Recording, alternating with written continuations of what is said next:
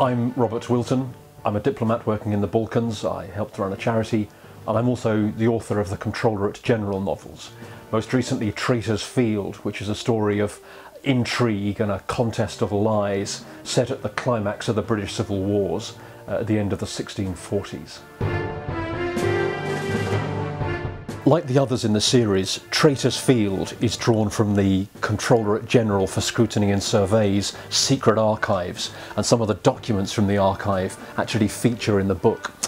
In this case, we're looking at the period of the British Civil Wars, in particular the period at the end when Charles I has been executed, leading up to the final defeat of royalism at the Battle of Worcester.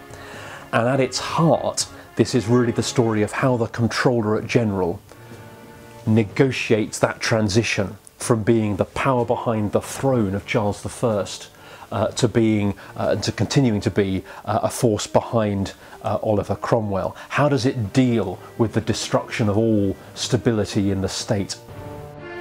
What I think is particularly interesting about the period of the British Civil Wars is that all of the old certainties about society are breaking down.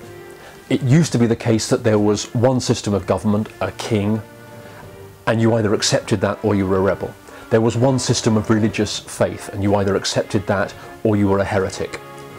By the 1640s, all of that has been brushed aside, and we are seeing more and more alternative models of government starting to be discussed. People are coming forwards in print and in Parliament with alternative models of how you run a country.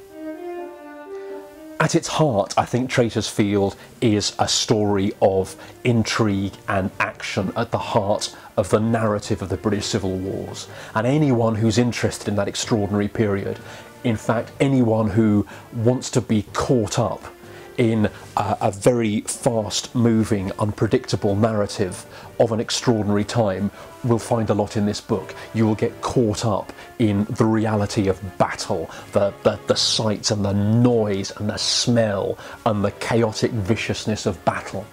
There's also, behind all that, this bizarre world of the shadows, the strange things that are going on in the nooks and crannies of British history, these peculiarities of these ironies and curiosities of history that are coming through again in the 1640s, and you'll get an insight into what's happening behind the history that we think we know, and the men and the women who were experiencing that extraordinary time and making it happen as well.